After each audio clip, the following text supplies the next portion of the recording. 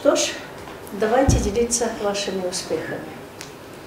Итак, за прошлые дни, что вы в себе заметили, что изменилось в ваших отношениях и что происходит в вашей жизни, личной, семейной, общественной, внутренней и внешней.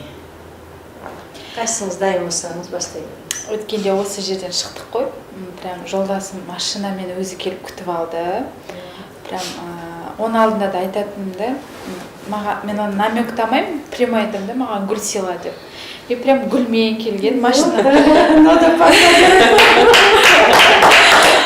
Ол гүлді бүйтіп беруге ұялады да өзі ше. Қойып қояды, ал әне гүл жатыр ала сал деп ше. Сөйтіп гүлмен келді и осы уақытқа дейін менің айтқанымның бәрін орындайды. Бәрін 100% орындайды. И мамасының туған күні болды. Подарок жасап, бардық, сюрприз жасап. Здорово. А мамасы да риза болып қалды, күшті деп ше. И ол вообще окрыленный бүйтіп маған смс жазып жіберді. Енді мен сенің айтқаныңның бәрін жасаймын. Ойбай! Знаете, кеше күнге шейін бәрі күшті болды, и кеше прям бүйтіп слишком бүйткенде меня раздражать етеді екенші. Уже она слишком идеально болып кетті да, это тоже меня раздражает. Это уже ваши проблемы. Сондай стеналық. Көтере алмай қалдыңыз. Жақсылықты көтере алмай қалдыңыз. Окей, поговорим об этом сегодня. Так, кто готов? Первоначально вот на первой сессии у меня было с мамой, да, недоговоренности.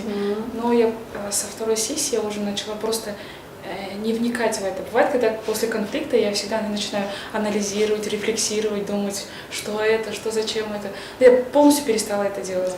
Но знаете, через 2 недели мама перестала ко мне докапываться, как-то уже как в чужой песочнице уже играется, как-то это замечаю, что-то как бы таких вот каких-то конфликтных ситуаций, в принципе, они они минимальные, в принципе, сейчас. А в случае с ребенком у меня после последней сессии, через 2 дня, оказывается, ночью укусила этот комар его, и у него полностью правая сторона опухла. Я такая думаю, все, без паники, надо не включать маму. Я так прям максимально пыталась вот как бы ситуацию принять. Спокойно, да. Это было через силу, конечно. Но и ребенок, и после этого у него всегда так что-то заболело, день-два, и обратно что-то. Я говорю, видишь, Аселя, ты давила до такого, чтобы маленький комар может укусить. Я говорю, от комара, от укуса может там опухнуть. И мне так смешно стало от этого смеха. И тут сейчас уже недели, как прям очень даже хорошо, даже таких вот бронхиальных вот каких-то приступов у него нет. И последнее, позавчера я заметила 3-м пунктом, то что отношения с мужем. Я со всеми другая, но с мужем я веду как ребенок себя. Но вот позавчера он отказал мне делать массаж, я начала как топать ножками, как маленький ребенок, почему ты это не делаешь, почему ты меня не любишь. Он просто говорит, я не хочу, я устала. Я говорю, а почему так сложно сделать? И я потом словилась на этой мысли, а почему, если кто-то другой сказал, ну ладно, да, человек устает. И начала думать, а я в принципе не обидчивый человек. Я говорю, ну окей, не получилось, но когда все касается все мужа, я начинаю, почему ты этого не делаешь, значит меня не любишь. И совершенно другая позиция, и опять же включается маленький ребенок, который требует. И до конца, и я обиделась в конце, но я все равно довела это все до конца, вот этот вот импульс внутренний. По-старому, да, паттерну. И сказала то, что вот я обиделась, чтобы это возместить, ты должен мне 5 дней подряд делать массаж. И говорит, ну ладно, тебя не переубедишь твою. И я вот закончилась эта ситуация, я начала думать, теперь надо этим работать. Почему я именно с ним только веду к себе как маленький ребенок. Вот. И очень, вот эти 3 инсайда у меня вот последнее время. А я, если честно, без наводящих вопросов, наверное, даже не знаю, что сказать. Как-то. Вы, конечно, вы недавно пришли, и только еще пластилин еще жесткий, в отличие от других-то. Но все-таки в ваших мыслях, в ваших чувствах, в ваших разговорах, отношениях заметили вы сами какие-то изменения? Да, изменения заметил. Я даже не заметил изменений. Как бы понял, что на жену, в принципе, вот как у нас был первый разговор с женой, моей бывшей, я, оказывается, на нее не обижен. Ну, вообще не держу на нее зла какого-то, вообще открыто. То есть я просто боялся, что мои нынешние отношения будут похожи на старые отношения. А вот сейчас я знаю, что все равно то, что было сзади, оно осталось сзади. Спереди другое. И не сравниваю. То есть будет как это, так оно будет. Как-то вот к этому решению пришло. То есть вы осознали, что надо залечить старые раны и в новые отношения без всяких ран вступать. А когда старая рана не зажила, а тут новые отношения, это все время будет царапаться, и, конечно, рана будет болеть. Окей, пока так. Енді менде өзгерістер өте көп. Енді білмеймін, өте көп болған соң қазір жеткізе аламын ба, жеткізе алмаймын ба, қай жерінен бастарымды білмей отырмын. Мен енді басынан бастасам, осы жерден шыққаннан кейін маған өте қиын болды. Мен айтып кеттім ғой, Рустамның рубашкасы қап-қара, мен прям былай қиқындырып тұрғандай болды. Ертесіне жұмыста да сондай болды, қатты қиналдым. Сонымен бір маманның көмегімен мен сол өте бір ауыр жараның орны ашылып кетіпті. Соны емдедік. Содан кейін менде не ашылды. Күйеуім менімен контактіге шықты. Бұрын мен күйеуіме сұрақ қоятынмын да, но жан дүниемен. Бірақ жауап ала алмайтынмын, вообще жауап ала алмайтынмын. Ол маған шықты. Сонымен ол кісі мені қатты қызғанады. Ұрыстың бәрі содан шығып кетеді да. А басқа адамдармен мен ешқандай нем жоқ. Ұрысу ондай вообще. Ауыр сөйлеу ондай вообще болған. Сонымен ол контактіге менімен бірге шықты. Менің бірінші сұрағым 24 жылдың ішінде бір сұрақ қоятын, жауап бермейтін. Неге мені қызғанасың? Неге мен саған повод беріп жатырмын ба қызғануға? Мысалға мен рұқсатсыз одан ешқайда бармаймын. Одан кейін енді қандай повод беріп жатырмын, саған бір повод беріп жатырмын, өзінен сұрасам, ол маған айтады, жоқ, ешқандай повод беріп жатқан жоқсың. Ал енді неге сонша қатты қызғанасың десем, тек жақсы көремін, болды, соны ғана айтатын да жаңағы.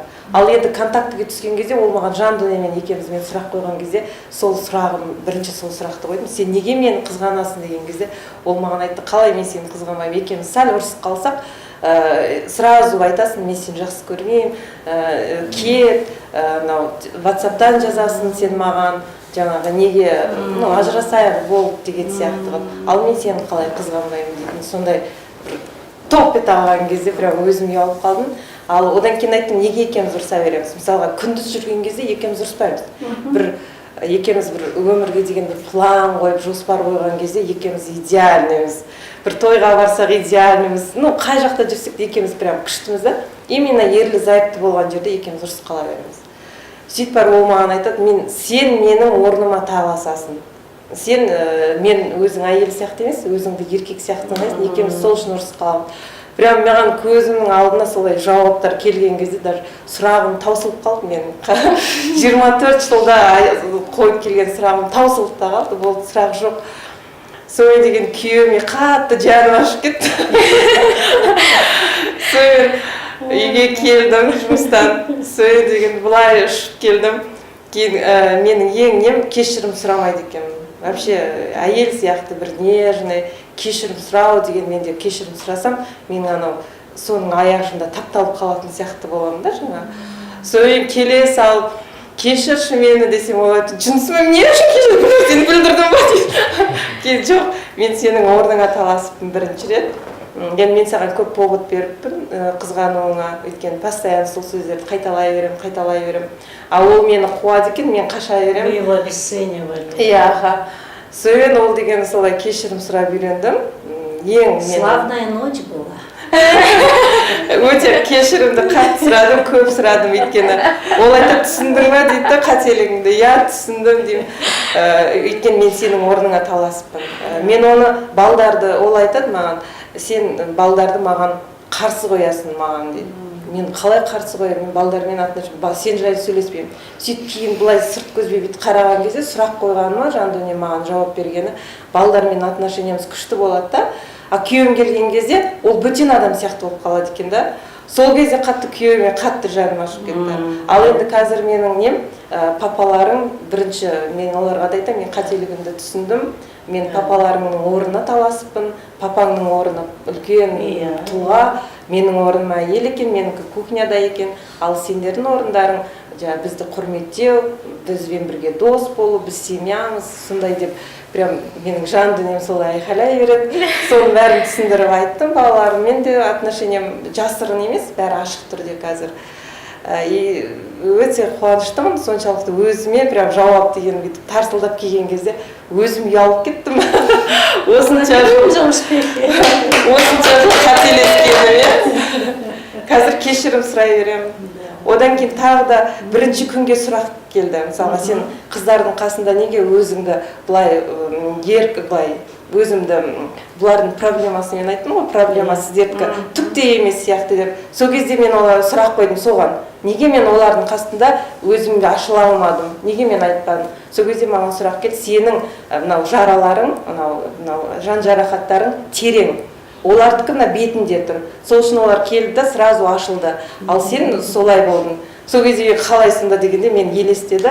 Мен ауыр бір 2 пакет алып бара жатырмын да. Сөйтеді да бұлар жолдан қосылады да маған. Сөйтеді айтады, мынау пакетіміз ауыр дейді. Мен оларға айтамын, қарасаңдаршы, мен 2 пакет ауыр деймін да. Ал сендер кеше ғана келді. Неменеге сонша айқайлайсыңдар, сендер барлығы нормально ғой деп. Сөйтіп сол не келді маған бір образ келді да. Жауап келді. Иә, жауап солай келді. Образ солай келді. 24 жылдан бері келе жатқан пакет. Аха, солай келді. А кейін айттым, мен оларды сразу құшақтадым, мысалға. Неге сразу барып, ой, мен бәрі оңай ғой деген сияқты. Сол кезде маған жауап келді, ол сенің жан дүниеңдегі достарың. Егер сен солармен бірге жақсы отношениеде болсаң, сен бүкіл қиындығың жеңіп шығасың деген солай жауап келді. Сол жауаптарым. Да, скорее всего, вы вчетвером будете в одной малой группе. Иә. Иә. Может быть, есть дополнение? Мен қосайыншы, өткенде осы жерден шыққаннан 2 күннен кейін айтам ғой, осындай болды групп, мамаммен сөйлесем де WhatsApp-пен. Есі мамамнан сұраймын, мама, сендер мен точно сендердің қыздарыңмын ба дейді. Мені асырап алған жоқсыңдар ма деймін. Не болып қалды? Асырап алдық, айта бер деп болыпты дейді да. Өйткені бір рет жақсы көрем деп айтпапсыңдар ғой деймін да. Қызым, мен сені жақсы көремін. Өзімнің ұлдарыма часто айтам да. Жақсы көрем сені жақсы көрем деп құшақтап, сүйіп часто. Ал мен есімде жоқ, бір рет менің әкем мен шешемнің қызым, мен сені жақсы көрем деп. И мамам айтады да, ішіңе үңіліп қара дейді да, әлі де жұмыс жаса, сен түсінесің біздің жақсы көр. Мен түсінгім келмейді, неге маған айтпадың деймін ғой, бір рет хотя бы басына сипап құшақтамадың деп сөйтем. Енді біз ақмақ болдық, біз ондай түсінген жоқпыз дейді да. Мен хотя бы қазір айтатын шығар дедім да, жазып жіберетін шығар, хотя бы мен сені үйтіп айтпай қойдышы. Ал өңіреп жыладым қойшы, неге мені жақсы көрмейсіңдер, мен сондай жақсы қызым ғой деп. Содан кейін жеңіл болып қалдым. Бірақ мама Уақыт керек, сіздің мамаңызға да біраз уақыт керек. Осындай бірнеше әңгіме, одан кейін жетесіз. Қазір де мамаммен сөйлессем раздражать етіп тұрады мамамен ше. Бір мені басып тастағысы келіп тұрады да. Менікі дұрыс емес, даже элементарно мынандай сырға алуым керек, мама. Мына елдің бәрі осындай сырға қазір мода екен десем. Не? Елмен бірдей болуым керек па деп. На самом деле ол маған ұнап тұрған зат қой. Елде де бар, и маған да ұнап тұр. И осы келерде ғана денаш. Не, елмен бірдей болу керексің ба деп сөйтіп басады да мен. Елден алдын болам деңіз. Сондай мамамен қарым-қатынасым сондай ше. Мен тағы да бір жаңалық айтайын. Бұрын мен күйеумен жұмыстан келген кезде елестете алмайтын, анау жаңағы күйеулеріне мойындарын асылып, жаңағы жұмыстан келгенде сағынған кезде елестете алмайтын да, соны қалай өтірік істейтін сияқты солай. Сонымен мен осы жақтан барғаннан кейін жаңағы бүкіл нем ашылып, прям жеңілдеп күйеуіме жаным ашып, солай болған кезде жұмыстан келгенін күтіп отырдым. Сонымен жаңағы жұмыстан келді, сөйтіп жүгіріп келіп, мойнына асылып атсам, не болды? Мен жаңарып жатыр, мен жаңар айқан болатын, ал мені қабылда десем, ол тағы да баршы сол неме, мен сені тағы да жіберем деген сондай бір не алдым, өте өте керемет, сол сезімді сезіне То алдым. есть еще один теперь спонсор психоанализа. Сондай бір керемет болды. Бірінші рет сезіндім, прям от души, бір шын жүректен күйеуінің мойнына асылу деген мен елестете алмағанмын. Оны өтірік сияқты болады, роль ойнап жатқан сияқты. В общем, скоро серебряная свадьба. Иә. У нас будет настоящий праздник. Мен бірінші кезде түсінбегенім, ол мен ойлаппын, мені ол қабылдамаған, әйелі сияқты деп. Күйеуіме барып сұрадым сол күні, мені қабылдамаған. Ол мен айтады, мен сені қабылдадым деді. Бүкіл елестеген кезде ертесіне сол сұрақтың бәрін айтқан кезде, иә, мен оны естімеппін. Ол айтады, мен естімеймін, ол айтады, мен естімеймін. Қазір мен оған айтам, сен неге мен өзіңнің жақсы адам екенін маған айтпадың десем, мен постоянно саған айтқаным мен жақсы адам екенін. Солай білмеймін, енді менде сондай бір жас қыз сияқты, прям ондай шынайы бәрі. Күшті сезім. Знаете, что, чему вы рады и чему вы рады? Вы преодолеваете свою эмоциональную глухоту и эмоциональную слепоту. Иә. Вы не видели, вы не слышали. Иә, Хотя это сондай. было. Сол, иә. Ол айтады, қанша айттым ғой сен. Қазір прям бәрі көрініп тұрған екен, бірақ мен көрмегенмін ештеңе. Сол, күшті, прям. Мен жолдасым айтады, бір смс жазды, мамасының туған күнімен құттықтап жазған ғой. Содан сен де менің мамамсың ғой дейді да. Сосын мен жаздым. Топать ногами здесь никогда. Сосын мен жаздым да, мен сенің мамаң емеспін, мамаң боламаймын да, болғым да келмейді, болмаймын да дедім ше. Оказывается, мен үйде өзімді ер адам сияқты ұстайды екенмін ше, оның досы сияқты ше. Содан мен чуть нәзік бола бастап едім, ол да өзгере бастады ше. Жаңа айттым, мойнынан асылу, енді мойнынан асылуға мен әлі қысылам ше. Привет деп көрсем ше. Скоро мойнынан асылсам, в общем, еріп кететін ше. Ол емес, сен еріп кететін сияқты. Учитесь. Нәзік боламайды екем. Жоқ, сезінген кезде оны не қылмайды екенсің, оны қарамайсың. Жаңағы ханымның мне стало жалко его дегенем. Это, в принципе, я заново полюбила его. Потому что в старорусском словаре я жалею, это синоним я люблю. Дополнение ваше. Может быть, вы обиделись сейчас? Нет. Мы тут аплодировали вам, не аплодировали. Нет, мне просто странно было, что настолько прям эмоционально. Я прям задумалась. Где мои эмоции? Вы все еще головастик. Да. Я у себя задумалась, почему так? Да, водичка, просик. Ну, просто прям восхищалась, почему эмоции такие. Просто про себя задумалась и, наверное, не включилась в нужный момент. Ну, у вас могли появиться дополнение. Нет, теперь не продолжится. Одан кейін менде бір тағы жауап келгенде, мен жұлдыз маған екі болғанда сенде неге реакция болған жоқ, саған бәрібір ма деген сондай өзіме сұрақ қойған кезде, ол айтты, сен соншалықты грузбен келе жатсың, ал саған екі қойғаны вообще не әсер етпейді дегендей болып солай маған жауап келді. Муха залетела, муха вылетела. Не заметила, да? Я солай айтты. Это муж ваш так говорит? Это ваш муж? Жоқ, мен өзіме тек сұрақ қойдым ғой, көп сұрақ А ты қойдым. думаешь, что уже с мужем вы такие психологические беседы ведете? Жоқ, жоқ, мен өзім жан дүниемен сөйлескен, сұрақтар келген жан дүниемен сұрақтар сөйлескенде олар тарс етіп жауап берді. Вот с вашим сынишкой я хотела дополнить. Да? То есть ваше старое поведение, вы внутри паникуете, ой-бай, муха его укусила, ой-бай, комар укусил. А ребенок — это зеркало вашей души, или, скажем, это рупор, это как микрофон усиливает. Он чувствует вас, безусловно чувствует. Если мама в панике, а он-то вообще в 3 раза тогда будет в панике, и поэтому эта муха у вас в слона превращается. И в этот раз вам было тяжело менять себя, да, вам нужно было свою панику держать, и он меньше почувствовал. Он все-таки больше почувствовал спокойствие. Ну, такое бывает. Ты еще маленький. Жетіге келгенше жерден жетірет таяқ жейсің. То есть это норма. Не может ребенок прям без всякого комара вырасти. И тогда, когда он почувствовал, мама спокойна, он тогда почувствовал, да, это норма. Ну, комар укусил, там муха укусила, это не страшно. И поэтому он дальше не пошел, второй, третий этаж в своей болячке. Поэтому, когда дети болеют, ну хотя бы лет до 7, это всегда нужно маму посылать в центр психоанализа. Мама будет спокойная, и ребенок успокоится. Даже очень серьезные болезни можно лечить. Окей. А теперь давайте сегодня, над чем вы хотели бы работать? Какие ваши заявки? Что-то общее найдем для всех. Мен қыздардан сұрайын деп едім, олар мысалға бір нәрсені эмоция дейді, соны сезінген кезде қай жерімен сезінеді екен, баспен ба? Мен білмеймін, менің жүрегіммен сезінетін сияқты, басым жұмыс істемейтін сияқты, тек жүрегім ғана көрінеді да. Маған басқалардікі қызық та, білмеймін, дұрыс па ол қалай екен.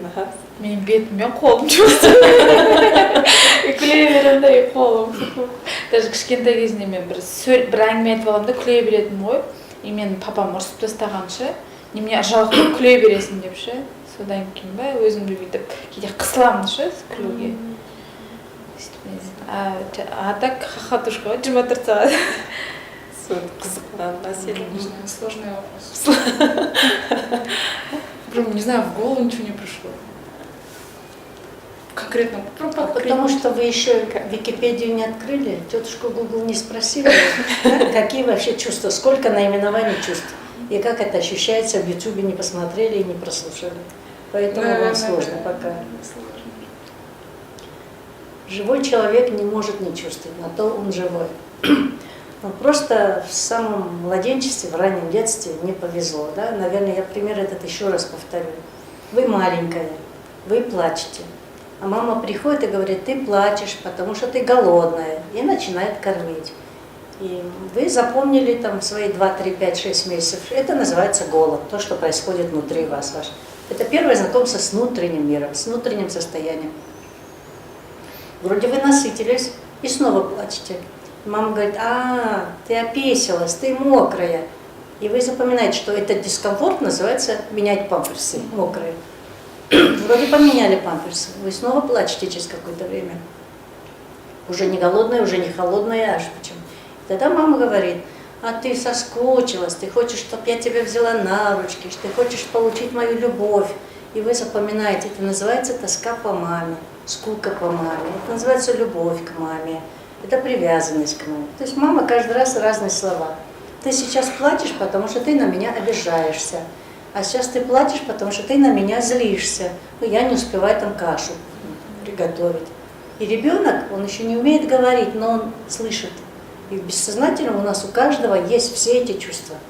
Но просто психологически неграмотные мамы не называют. Особенно если у них послеродовая депрессия. Взяла соску, ткнула в грудь. Не знаю, или грудь взяла, воткнула ему в зубы. И он не понимает, что это называется, как это называется. Что-то такое в вашем раннем детстве, возможно, было. Ну, так как вы теперь головастик, вы через голову это будете доходить. Вы открываете Википедию, открываете YouTube, тетушку Google, и печаль, тоска, радость, любовь. И там же описывается радость, это вот так, счастье, это вот так. И прислушиваетесь. Да? Это тоже внутренняя работа. И когда вы это будете знать, вы своему сынишке поможете. И он у вас лучше, быстрее будет психологически грамотным. У меня очень много хороших примеров. Девочке 4-4,5, мальчику 1,5. И они заболели. И по утрам до своей основной работы медсестра приходит и делает им уколы. Они рано не хотят вставать. Уколы это больно. И они начинают хныкать, они начинают убегать от медсестры, начинают ее бить, эту медсестру. Но укол все-таки им делается. И вот уже там закончилось 5-6-7 дней. Девочка уже себя чувствует хорошо. И она говорит, апай, бізді кешіріңіз. Біз білмей қалыппыз басында, сізге ашуландық, сізге өкпеледік, сізге қарсы болдық. Енді сізге рахмет айтамыз, інісін ұстап алған қолынан. А это рассказывает моя клиентка медсестра. Это 4-4,5 года примерно. Да, мальчик еще не умеет говорить, но она, посмотрите, какая психологически грамотная. Почему? А потому что ее родители грамотные. Они ей уже вот это все сказали. Другая девочка тоже где-то примерно так, 4 с чем-то, сидит, набычившись в углу. И мать спрашивает: девочка, дочка, что с тобой случилось? Ты почему там сидишь, набычившись? Мне плохо, потому что я думаю, что ты меня не любишь, и поэтому ты меня отругала. Вот представляете, как она, да? Я вот думаю, мысли свои знает, я обижаюсь, на чувства свои знает. И снова почему? Потому что родители психологически грамотные. Они вот это и каждый день говорили, теперь уже получают обратно. А сейчас это уже не эти девочки, это другие девочки. Один мальчик, девочка, лет 8-9. Когда мама приходит домой, это я все по рассказам клиентов знаю. О, мама, ты, кажется, сегодня на своей сессии хорошо поработала. Ты вернулась с улыбкой. Так, потом мать начинает на что-то там рычать, говорит: так, мама, тебе уже пора к своему аналитику. Что-то ты стала слишком часто рычать на нас. Давай, иди свой зуб там показывай. Я поражаюсь, да? 8-9 лет, и девочки вот такие грамотные, то есть дети вот такие грамотные. Они знают все чувства, они знают, как называется, они знают, как это ощущается. И еще вот посылают своих родителей. А девочки в 10-11, и мальчики тоже лет 13-14, бывает, они говорят: мама, найди мне психолога, мне нужно по душам поговорить. И поэтому родители здесь у нас появляются. Так что ваш сынишка появится. Вам есть над чем работать? Ну, насчет, я же вам, помните, да, в первый раз рассказал, что у меня с работой не клеится все время. И я тоже тут вот поразмышлял и как бы, наверное, понял. Это не с работой у меня не клеится, это просто у меня энтузиазма нет к работе. Да. То есть энергии раньше была вот мечта у человека, когда есть, ты идешь к мечте. А тут, получается, не мечта, здесь, как это сказать правильно, обязанность, да, что ли? Иди работай. Из-под палки. Да, и не хочется идти работать. А вот раньше была мечта, так всегда к мечте шел, там, чего-то добиться. А сейчас как бы мечта то, что нет к чему стремиться, наверное, и как-то останавливаешься. Потому что у вас, возможно, не 2, у вас целых 4 пакета. С этими 4 пакетами вы не можете не то что взлететь, вы бежать не можете. И поэтому вот заставляете себя. Анклдап, да? Да, через силу и не хочется. Вот вроде бы вышел, вроде бы все получается, но не хочется. Энтузиазма нет. Ну вот и будем избавляться от внутреннего, от душевного груза. Мы с вами еще не проводили 3 добрых и 3 недобрых слова упражнения? Нет. Давайте. Где-то у нас кусочками бывало, но теперь системно. Закройте глаза, вспомните свое детство, можно до школы, школьные годы уже лучше запоминаются. Вы уже давно совершеннолетние, взрослые люди. Какие 3 недобрых слова от мамы до сих пор хранятся в вашей душе? Какими 3 нехорошими словами, нехорошими фразами ругала вас мама? А вы обижались, и вы злились, и вы плакали, возможно. Все, готовы? Рассказывайте. Вспомнили? Ну, я чтобы маму ругала, не помню.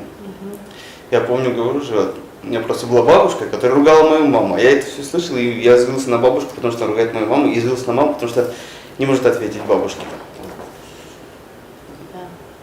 Ну, то, что там, то, что мы никчемные, то, что мы чужие, то есть, почему, мол, как получилось так в детстве, что мы чужие внуки, живем у чужой бабушки.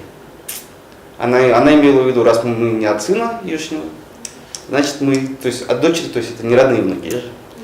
А от отца у меня бабушка я не знал, поэтому как бы, ну, было обидно. Вот, чужой, нормальный, ну, тупой, Да. короче, вот такие Да. слова, да. Страшные слова. Для маленького мальчика это страшные Да. слова. Как вы тогда чувствовали себя вот в те моменты? Ну, обидно было. Обидно. Вы злились, Злился, плакали, убегал, плакал. Да. плакали. И не нашлось ведь никого, кто вас понимал бы и удержал. Меня мама понимала, но она боялась сама бабушке что-то да. ответить. Но тогда вы 2-й этаж уже, как 2-м пластом, теперь уже на маму обижаетесь. Да. Что она около меня могла бы вас поддержать и не может. Вот сейчас, когда вспомнили, что здесь происходит в вашем внутреннем мире, Тяжело. тяжело. Знаете, вот мы все устроены как русские матрешки. Вот если вам там 30 лет, это 30 матрешек как минимум. А если на месяц умножить, еще больше. Вот сейчас какая матрешка плачет? Сколько лет этой матрешке? Вы дайте волю. Лет, наверное, мамка продала, ну, бабушки поближе переехали, чтобы там жить.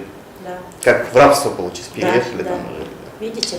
И тогда вот, чтобы вся матрешка сияла, нам нужно дойти, да, вытащить все, дойти эту 7-ю матрешку, эту 8-ю матрешку, почистить, покрасить, чтобы это засияло.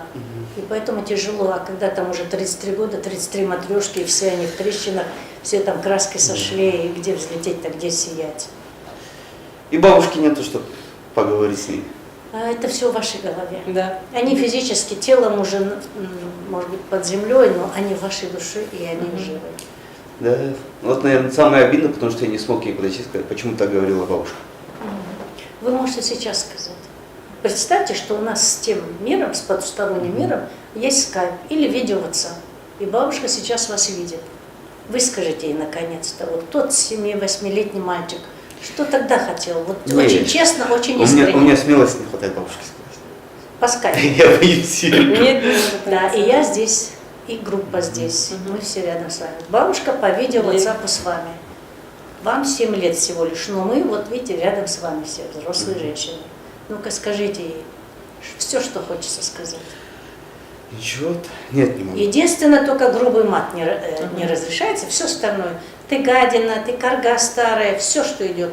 Вам нужно вот эти 4 пакета освобождать. У вас 4 пакета какашек. Попробуйте. Нет. Еще раз. Мы работаем с вашим внутренним миром. Не, я понял, я Вашей сейчас реальной не бабушки готов. нету. Просто я понял, да, я не готов. Еще, ну, вы за это и пришли. Ага. Вы за этим пришли. Как, вы пришли в супермаркет, деньги заплатили и уйдете без товара? Нет, посмотрю, да. Зато в следующий раз куплю, скажу. Но еще вспомните, что хоть вы позже пришли, но вы мужчина, и вы как раз просили меня перевести вас от неуверенности к уверенности. Да. Сейчас я говорю, вам 7 лет всего лишь. Ну-ка, 7-летний мальчик, что тогда хотел сказать? Это тоже, кстати, мечта того мальчика. Он хотел бы выговорить, он хотел высказать бабушке все, что хотел. Но сколько лет уже это все хранит в себе? Это пакет, это большой сильный пакет. Слезы отпускайте, салфетка есть, мы вам поможем. Конечно. Эта салфетка не вам, взрослому мужчине, а Это тому 7-летнему 7-летнему мальчику, которого ни бабушка, ни мама тогда не поддержали, и который попал в рабство. Это же эмоциональное рабство, это каждый день слышать эти нехорошие слова. Это какая дистанция душевная, когда бабушка так говорила, ты чужой, ты не мой. Как это так? Бабушка есть бабушка. Что сын, что дочь, это одинаково. И 7-летний мальчик внутри вас, он до сих пор клокочет от злости и от обиды, от слез и от соплей. Ему тяжело. Просто сил хватило до какого-то периода, а потом сил не хватает. И пока вы не поможете этому 7-летнему мальчику, он внутри так и будет слабый. Итак, дайте слово 7-летнему мальчику.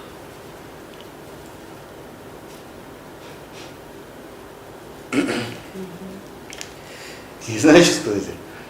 Вот бабушка на ваших глазах ругает вашу маму сейчас. Вот вы никчемные, вот вы негодные. Вот тут вы все переехали тут, на хлебнике. Вы это все видите, вы это все слышите. Как вы сейчас чувствуете? Расскажите бабушке о своих чувствах. Бабушка, вот когда вы вот так говорите, поделитесь чувствами.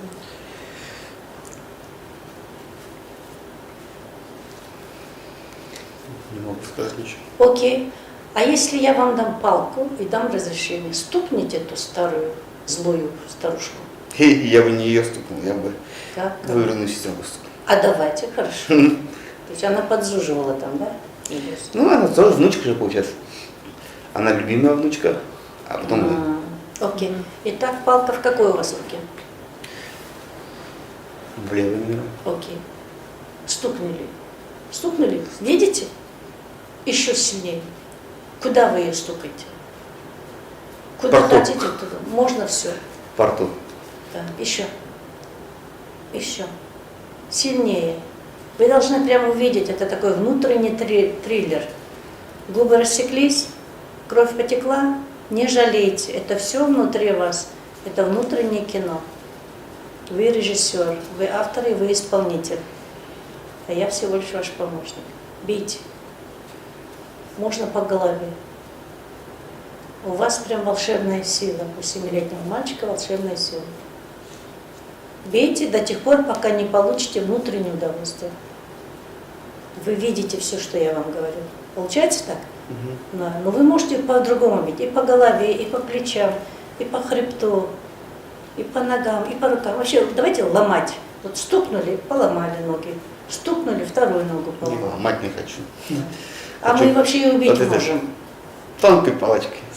Да, давайте. Бейте, А? да. Бейте, сколько вам хочется. Побился. Да. Она поняла, гадина такая, злючка такая, поняла. Вы можете приговаривать, на тебе за это, на тебе за это. Ну, за что будете? Побейте и приговаривайте, за что вы ее бьете? Я не знаю, что. Ну, за то, что она подзуживала. За то, что пользовалась несправедливо вниманием бабушки. Ну, то, что за то, что подслуживала, а за то, что внимание бабушки, не она виновата. Это бабушка. Так. А может быть, теперь я вам ножи дам или камчу дам бабушку наказать? Стегните плеткой. Видите, как вы привыкли страдать? Уже это прям в вашей душе коросток, черная краска, и вы не хотите отпускать.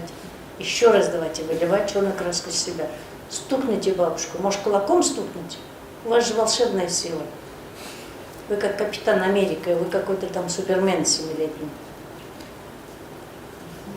Что хочется? Или ножом. Можно кулаком. Не хочется. Нет, надо, надо. Итак, что?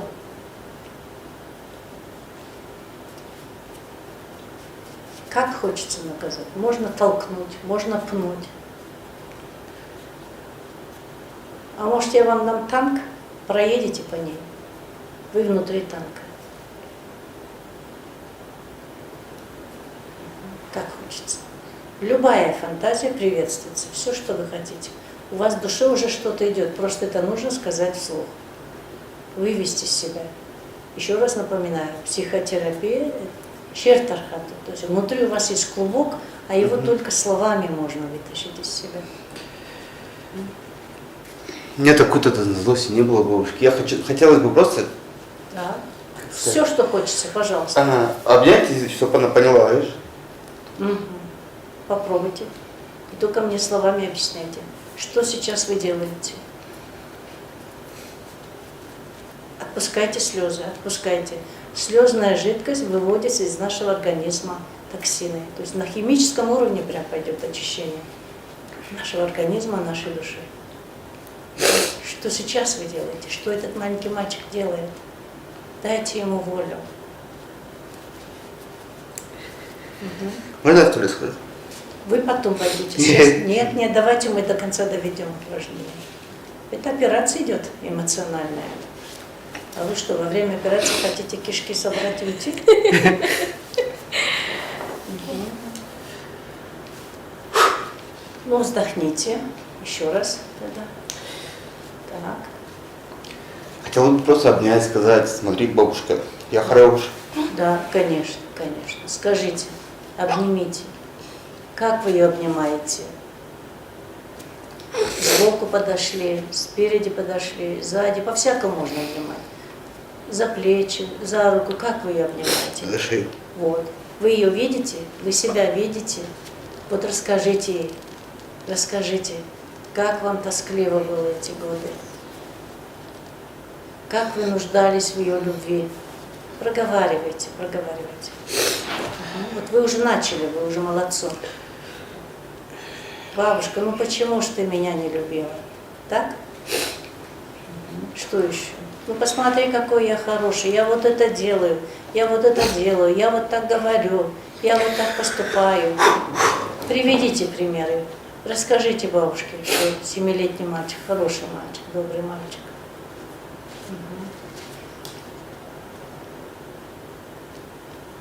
У вас получается, просто нужно проговаривать. Вот мы с вами вытащили эту 7-ю матрешку И сейчас ее ремонтируем. И ваша взрослая часть помогает своему внутреннему 7-летнему мальчику, который только переехал. Новая ситуация, новые условия. Что еще мальчик хочет сказать бабушке?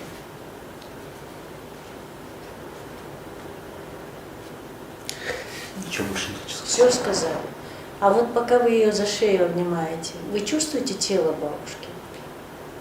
Как? Она подалась вам навстречу, она обняла вас. Бабушка поняла, она почувствовала ваши добрые объятия.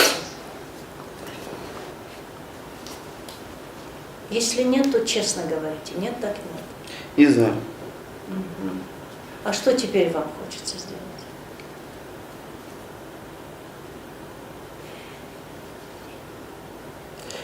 Хочется стать взрослым. Чтобы защищать маму. Мгм. А как хочется защищать маму? Ну, представьте, вы все еще тот маленький мальчик, но у вас уже есть волшебная сила. Как маму будете защищать? Вам плохо. Мальчику очень плохо.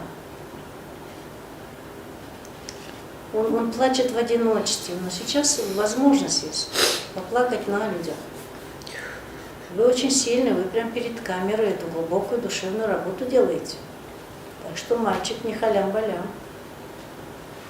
Это достаточно сильный мальчик. Как мальчик будет маму защищать?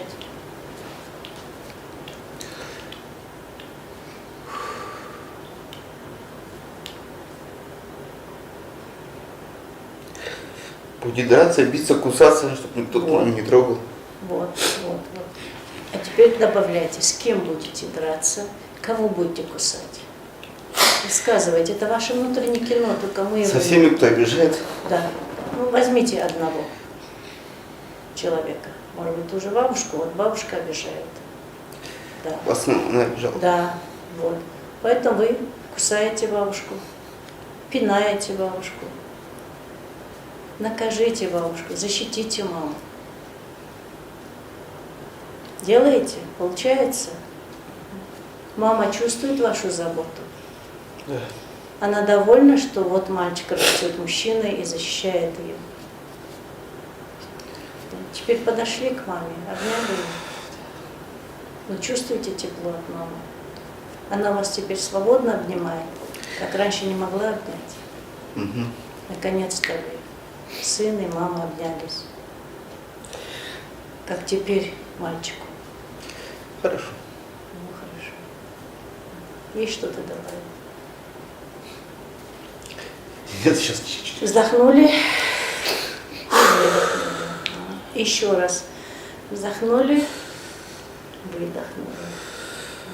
Теперь подвинулись, сели чуть по-другому. Выйдите из той ситуации. Можете взять свежую салфетку. Спасибо вам за работу. Мы идем дальше. Кто 3 слова недобрых? Мама. Ну, вот, первые 2 минуты вообще ничего не приходило. Вообще пустота полностью. Вообще ничего не чувствовала, вообще голова пустая полностью. Ну, просто пришли какие-то ощущения. Ну, вот. Ну, наверное, когда ты хочешь до кого-то достучаться, а там какой-то просто нету. Ну, ты в дверь стучишь, никто не отвечает. Вот так вот. И просто, я не знаю, пришло в голову одна ситуация, как я в 5 классе где-то первую 2 получила из-за своей тупости. И я так хотела, думала, блин, как я лучше умру, чем скажу им, что я получила 2. Я теперь нехорошая дочь. Ну, не знаю, мне так как казалось. Какой страх-то у вас? Я думаю, блин, Как вам плохо было в тот день? И я думала, меня отругают сильно. А там ничего там особо не было. И не отругали, и не сказали ничего. Ну ладно, потом как-нибудь отработаешь, еще получишь. И еще одна, с этим еще вспомнилось, то, что мама должна была идти на родительское собрание. Я думаю, блин, я в прошлый раз что-то сделала плохо своей однокласснице, наверное, сейчас скажут и скажут, что я плохая. И мама обидится на меня, что я не хорошая. Только пришла слово, такое, блин, я не классная, такой, я не классная дочь. Бывает, что ты хочешь для мамы быть такой классной. Опять же, ничего так. Ну, наверное, я хотела, чтобы меня отругали, сказали, блин, почему ты так плохо поступаешь? Так есть, так есть. И, наверное, все приходит то, что когда я хотела, чтобы они сказали, блин, мы гордимся тобой. Не знаю, всегда говорили, что вот Журтун Баласа классный, вот есть такой вот у тети, он хорошо учится, он так и делает. Сравнение не в вашу пользу. Да. Сравнение всегда не в вашу пользу. А я думала, что в детстве, что я из детского дома, потому что мне говорят, что я хорошая. Я маму спрашиваю, а вы реально вот видела репортаж, как из детского дома, я думаю, а вдруг я из детского дома, потому что, вдруг мама меня так не воспринимает, потому что я чужая. А мама говорит, нет, ты наша. Такая, классно. Это какое же чувство отверженности у вас было, отчужденности. Это как далеко вы были с мамой. И когда она сказала то, что мама не говорила, что любит у меня дочь, я такое чувство, я такого никогда не было. Очень обидно. И сейчас это как-то сама замечаю, что проявляется, и эмоции свои отключила даже. Когда сыну даже заставляю себе говорить, то, что надо говорить о своих эмоциях, надо говорить, что люблю. Так вот слово «люблю» мне так прям выходит через силу. То есть вы оттуда не получили с того поколения, поэтому в следующем поколении вам нечего передавать. Мне тяжело говорить, что вот, тяжело говорить даже сыну, что я его люблю. И лучше его, я не знаю, что-то поменяю или на прогулку свожу, вот так. Действие. Вот так вот. Хочу сказать, что люблю, вот в комок горло вот здесь вот. И вот так отпускается. Мне только эмоции выходят, что хочется, наверное, признания. Глупое детское признание. Голодная степь. Поэтому ваш сын и болеет. Он все надеется, что вы заговорите. Минуту отчаяния. То есть у вас плохих слов не было, но и хороших не было. И поэтому получается отсутствие, пустота. Это очень тяжело. Когда ругают, это признают. Ты плохой, но ты есть. А вот когда бойкот, это игнорирование, да? То есть когда с вами не разговаривают, это не то, что ты там хороший или ты плохой, а вообще тебя нет. Почему у вас и было это ощущение вообще из этой семьи или не из этой, что как будто вас нету. Для вас ведь это целое событие, родительское собрание, а тоже нету разговора. Вы до сих пор от этого страдаете. То есть вы думали и вы ощущали, что вас нету во внутреннем мире вашей мамы. Но теперь ваше другое задание – открывать внутренний мир для своего ребенка. Ну что ж, будем считать, вам не повезло. Помните Ник Вуйчича, я люблю его цитировать. Да? Я не могу обнять своего сына, но он может меня обнять. То есть, не смогла ваша мама обнять вас, но вы-то можете обнять своего сына. Вы здоровы, 2 руки, он живой, здоровый, 2 руки. И так вы научитесь обнимать друг друга. А тогда зато ваш сын, как быстро и легко будет обнимать вашу сноху и ваших внуков. Окей. Так, как мамы? Мен мамам белгілі бір жаман сөзбен айтқаны есімде қалмады мүлдем. Бірақ бір ситуация есіме түсті да сразу. Мен апамның қолында біраз жыл тұрдық, 3 жылдай. Әкемнің шешесі сол кезде постоянно інім екеуміз ғана, алғашқы немерелеріміз, одан кейін бізден басқа немере жоқ ол кісіде. Сонда ана ер бала енді тұяғы ғой қалатын ізінен. Сонда оны выше қоятында маған бір нәрсе болса, қатын деп ұрсатын. Мен 7 класс оқимын ғой. Конечно. Маған қатын деген сөз айтады да, маған ойлайтын ол қатын деген кім деген екен мен ұқпайтынмын ше. И сол қазір кейде ер адамдар қатын деген сөзді айтса мен раздражает сол сөз ше. И одан кейін папам, мен сіздің тренингтарыңызға, тренинг кафеге барғам, сол кезде осыны жасағам. Папам тостаған көз, Это придем, пока мама. бадырақ көз дегенді айтатын. И мама вообще бір жаман сөз айтқаны есімде жоқ, именно маған қаратып, бірақ кішкентай кезімізде 5-ші сынып оқимын мен. Інім 3-ші сынып оқиды. Мен грамотамен келдім, ударница болып грамотамен келдім. Мама құшақтап, ой жарайсың деп сөйтті. И маманың жанында жатырмын ғой мен. Бір кезде інім келді, отличниктің грамотасымен, ол 3-ші класс бітірді. Ва, мама қуанып, ой, молодец, менің ұлым. Сон, мама, мен де алдым ғой грамота деп едім. Сенікі 4-тікі ғой деді. Бұныкі 5-тікі. Оққа сон 5-ке оқу керек. 4 деген өлместің күні. Либо оқы, либо вообще оқыма деді. А мен көрпенің астына кірдім да, жылап жаттым ше. И Это что за ужас такой, за 4-ки так разве могут? Очень маған всегда айтатын, 4 деген өлместің күні. Оқысаң оқып, оқымасаң оқыма деп ше. Бірақ мен 5-ке таки жете алмай тырысатынмын ше. Өтірік алдасам да, оқысам да, лишь бы 5 алайын деп, бірақ жетпедім ше. Сондай. И сол қалып қалды, и мен везде себя сравниваю. Бірінші болуға тырысам, а это у меня не получается бірінші болуға. Сондай. Мать, видите, как вам сказала, да, либо то, либо это. Ja. И вы застряли. Видно. И байқап даже Как вы себя чувствовали, когда под одеялом плакали? меня было, мен өзімді жалко было. Ақтардым да, мен тырыстым ғой, мама, мен тырысып жатырмын ғой. Мен де жақсымын ғой деп ше. Елдердің қыздары 4-ке де жете алмайды деп сөйтіп нетіп едім.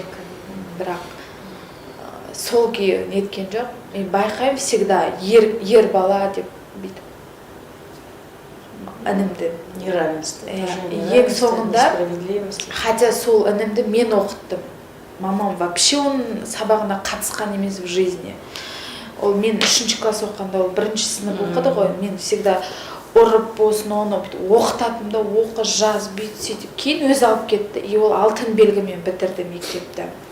Ең соңында мен ұзату тойымда інім сөйледі сөзші. Жаңағы.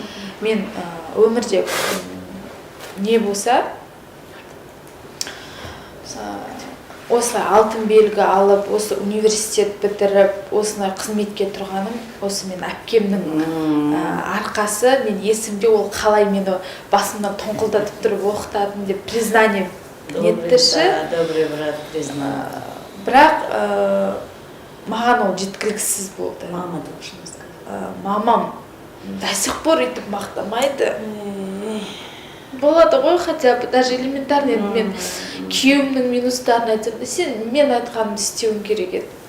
Сен мен айтқан жігітке тұрмысқа шығуың керек еді. Уже столько лет уже внуки. Хотя она сама психолог, айтады, нетеді. И мен сенен кешірім сұраймын дейді да. А мен кешірші мен сондай білместіктерім үшін деп менен кешірім сұрайды мамам ше. Бірақ мен айтам да, қазір уже не важно, кешірім сұрама деп ше. Қазір маңызды емес деп ше. Оказывается, маңызды екен. Окей, горькая история.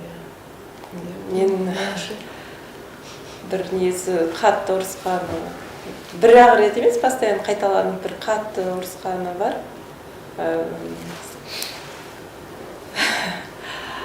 Қазір есіме прям қатты түсіп кетті. Договаривайтесь. Одним пакетом меньше. Атың өшкір Райхан деп солай қатты айғайлайтын, өліп қалғыр Райхан, сондай постоянно сондай сөздер айтады. Өйткені мен үлкенмін ғой. Бауырларым көп, ал мен көп баланы ұнатпайды. Өйткені мектептен келсең, стаканға бір карандаштарын қойып, мені тазалықты жақсы көретін едім де, тап-таза болса кезесің, өзің уақытыңа өзің қожайын болғың келетін. Ал олар келеді де карандаш былай, сумка былай, жыным ұстайтын жаңағы. Сол кезде оларға қарамайды екенмін да. А олар айқайлап жатады, сол кезде мен кінәлі, мен қарамады деп ренжиді да маған. Қазір енді өзім соны ойлап былай ойлаймын, неге Ну, не выражали этих детей. Сол кезде сөйтіп көп айтатын жаңағы анау. Атың өшкі Райхан, өліп қалды Райхан деп. Это же тоже Сондай айтқан. Родная мать желает вам смерти. Енді сол кезде де бір тяжело было. қазір қатты есіме түсіп кетті, неге сол кезде жаңағы енді анамның арманы сол деп ойлайтын да, жаңағы мен біліп қалсам андай арманы орындалатын сияқты болатын да жаңағы. Сөйтіп бір рет не уксус ішкем. У вас и попытка. Иә. Өйткені Буквально в смысле решили исполнить чего. өйткені иә. Сондай болды.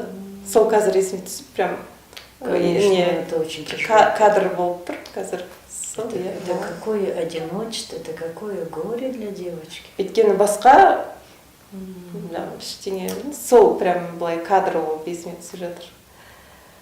Иә, ол кезде прям анамның арманын орындағым келген. Иә. Өйткені бір рет емес, көбінесе солай айтатын да. Балдар жыласа да мен кінәлімін. Сол үшін мен баланың көп болғанын жақсы көрмеймін. Бірақ өзім балдарды жақсы көремін.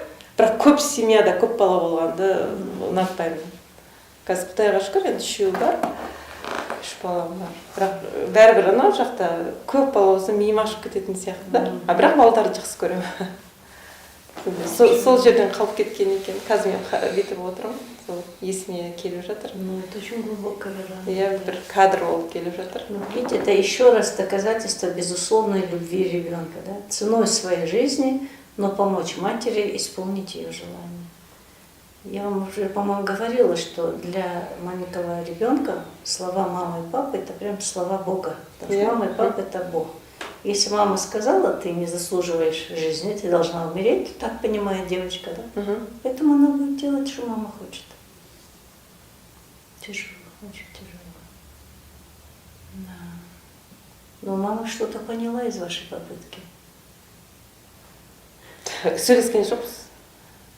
Мен больницадан келдім, ол кезде де ешқандай әңгіме қазір келмей тұр. Она даже не поняла, почему вы это сделали.